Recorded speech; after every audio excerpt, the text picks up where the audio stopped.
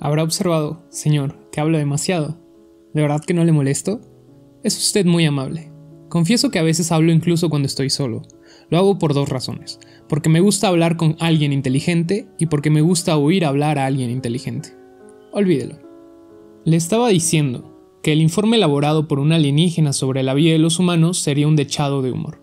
El humor brota inconteniblemente de esa mirada distante, de ese asombro, de ese escándalo. Desde luego, las cosas se agravarían aún más si hiciéramos de nuestro visitante un ángel o un emisario celeste. Eso que suele decirse de un espíritu puro. Lo mismo que en el caso de los extraterrestres, también esta expresión, más que definirlos a ellos, nos define a nosotros, nos define como espíritus no puros. Los aspectos propios de la conducta humana, que a un marciano pueden resultarle más o menos extravagantes, serían sin duda para el ángel sencillamente incomprensibles. Al fin y al cabo, todos los seres corpóreos estamos en cierta medida emparentados, pues todos estamos compuestos de átomos de carbono que provienen de remotas explosiones astrales. Un ángel, en cambio, un espíritu puro, es tan ajeno a lo astronómico como a lo geográfico, tan independiente de la física como de la fisiología. ¿Qué concepto se formaría en nosotros? Espíritus enredados en la materia, cuerpos alborotados por el alma, criaturas averiadas y fluctuantes. Una máquina compuesta de 30.000 millones de células, que un día, inesperadamente, empezó a pensar, empezó a preguntarse quién era, cómo tenía que funcionar, cuál era su finalidad y por qué le faltaba un tornillo. La estupefacción del ángel no sería menor que la del extraterrestre, por supuesto. Si imaginamos a este viajando a una velocidad equivalente a la de la luz, al ángel hay que imaginarlo en un espacio sin espacio, ahí donde los adverbios del lugar carecen toda significación. Por eso resultaba absurda, y a la vez ilustrativa, aquella vieja disputa sobre el número de millones de ángeles que caben en la punta de un alfiler. Repito, ¿qué idea se haría de nosotros un ser de tal naturaleza? Nosotros estamos sujetos al espacio, no menos que al tiempo. Somos cuerpo. La vida entera, incluida la mística, se expresa en un encefalograma. El hombre es corporal, pero también orgulloso, al menos hasta que el humor no acabe doblegándolo. Y ya se sabe que el orgullo tiende a convertir en estandarte sus propios harapos. Según un mito antiguo, el cuerpo de Adán fue creado con 5 elementos diversos. Una parte de barro, que sirvió para moldear su carne, una parte de fuego, y por eso la sangre es roja y caliente, una parte de aire, con la cual se dio el aliento, una parte de flores y por eso hay tantos colores de ojos, una parte de sal y por eso las lágrimas son saladas.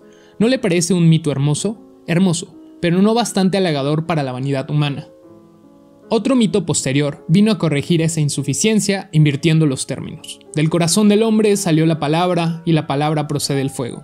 De su boca salió el aliento y así nacieron la brisa y el huracán.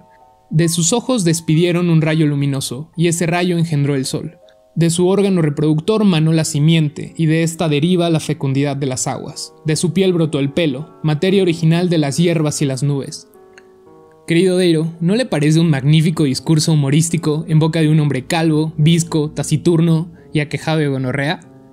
Mi pregunta sería si podemos estar mínimamente satisfechos de nuestro cuerpo. Hablo del cuerpo humano como tal, del cuerpo humano en general. Ese biotipo que puede resultar más o menos lindo en cada caso, pero que el humor preferirá siempre considerar en abstracto, reflejado en una lámina de ciencias naturales. A mi juicio, lo de menos es que la máquina tenga frecuentes fallos en su funcionamiento. Tampoco importa mucho que ostente notables defectos de fabricación. ¿Por qué? Verbigracia. Puede cerrar los ojos y no puede cerrar los oídos. Vivimos abrumados por el ruido y no tenemos párpados en las orejas. A propósito, ha sido un detalle delicado por parte de la REFNE, ¿no cree? Me refiero al mozo que pasó hace un momento preguntando si queríamos auriculares para seguir la película. Cobraba 300 pesetas por alquiler, cuando muy bien podía haber sido al revés, dar imagen con sonido y cobrar la misma cantidad por alquilarnos unos tapones de cera. Bien, reconozco que nuestros oídos están indefensos, los huesos se rompen, los músculos se atrofian, la sangre fluye y mancha la moqueta, pero esto es lo de menos. Lo grave es que se trata de un cuerpo, digámoslo así, pesado. Durante los vuelos espaciales, los astronautas han podido experimentar cómo se comportaba su cuerpo en condiciones de ingravidez. Dicen que es una experiencia fascinante, hay que añadir, tan fascinante como precaria, tan maravillosa como ilusoria. Esos hombres continuaban férreamente atados al cordón umbilical del planeta. Sus cuerpos seguían dependiendo de las reservas que llevaban a bordo, y sus almas, el señor Armstrong pensaba en la señora Armstrong. El señor Collins pensaba en la señora Collins, o tal vez en la cajera del supermercado. porque también sus almas eran corporales. Según estos astronautas, la sensación de ingravidez constituye una experiencia de liberación. ¿Qué diría de ello un espíritu puro? Recuerdo aquellas elocuentes páginas de Kafka, aquel discurso que pronunció un mono ante la Academia de Ciencias contando sus impresiones sobre la especie humana.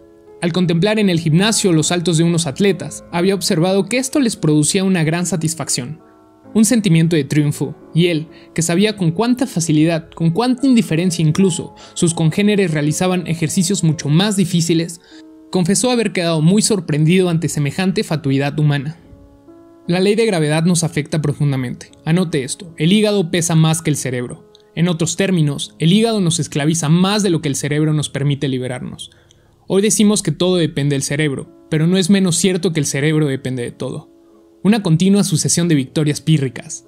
Victoria pírrica no significa precisamente un éxito desdeñable. Puede ser un éxito muy importante, puede ser una victoria muy estimable, solo que es una victoria ganada dentro de una guerra perdida.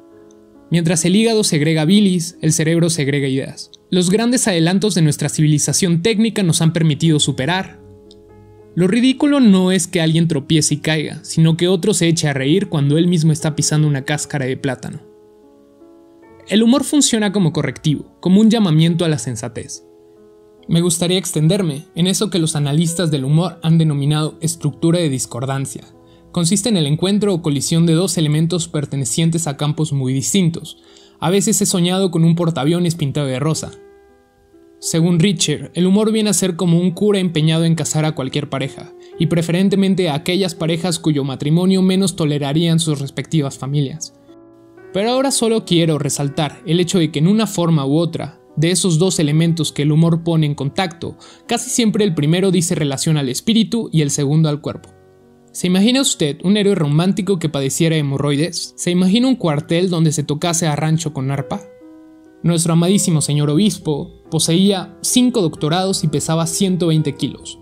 Figúrese que esta frase es pronunciada desde un púlpito engalanado, durante las solemnes exequias de Monseñor.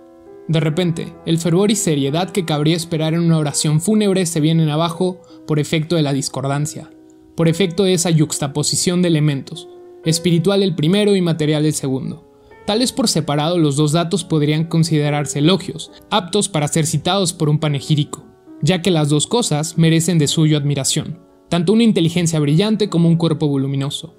Pero el imprevisto contacto entre ambos elementos hace que se fundan los plomos.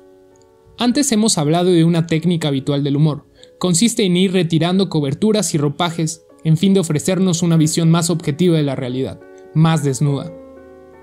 Los ingleses distinguen muy bien entre nudity, el desnudo, y nakedness, el desnudado. Dos situaciones completamente diversas. Mientras la primera se refiere al desnudo artístico y pertenece al dominio de la belleza, la segunda, en cambio, resulta cómica, grotesca y mortificante.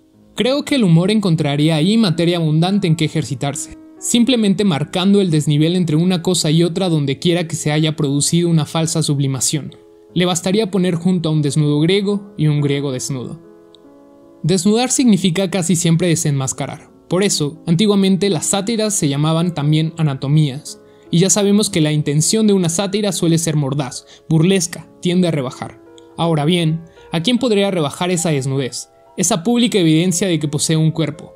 El cuerpo y sus debilidades constituyen el patrimonio universal de todos los mortales. Por consiguiente, rebajará a aquellos que se tienen o son tenidos por encima del común de los mortales. Cuando un señor importante se ve obligado a interrumpir alguna ceremonia oficial porque debe cumplir con cierta función íntima, normal a la vez que inconfesable, está demostrando del modo más fehaciente su pertenencia al común de los mortales, lo cual, a pesar de ser algo perfectamente obvio, perfectamente consabido, nunca deja de resultar sorprendente. Por eso mismo, ese tema constante de humor, ya que este, como usted sabe, prefiere demorarse en la consideración de la naturaleza humana como tal.